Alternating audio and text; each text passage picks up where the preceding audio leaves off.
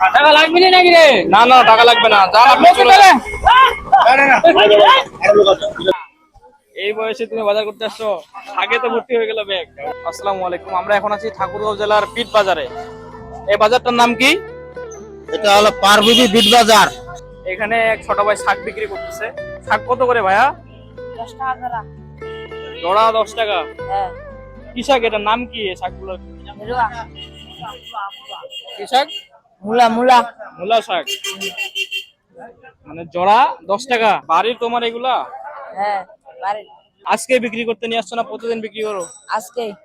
ঠিক আছে, আমরা তোমার এই সবগুলো শাক কিনতে চাই। তুমি এখন দুইটা দুইটা করে মানুষকে দিয়ে দিবা, টাকা আমি দিব। ঠিক আছে, বুঝতে পারছো? আসছে। ঠিক আছে, দাও। যারাই আসবে আমি ডাকতেছি, তুমি দিবা। নেন। তা আমরা তো টাকা নিব না।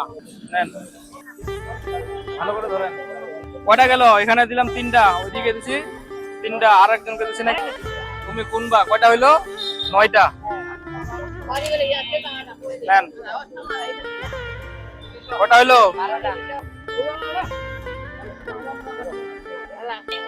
নাও, বাসায় নিয়ে যাবা। কয়টা হলো? 15 আর 3 18টা। নাও, আর ব্যাগ খুলো, ব্যাগে ঢুকাও।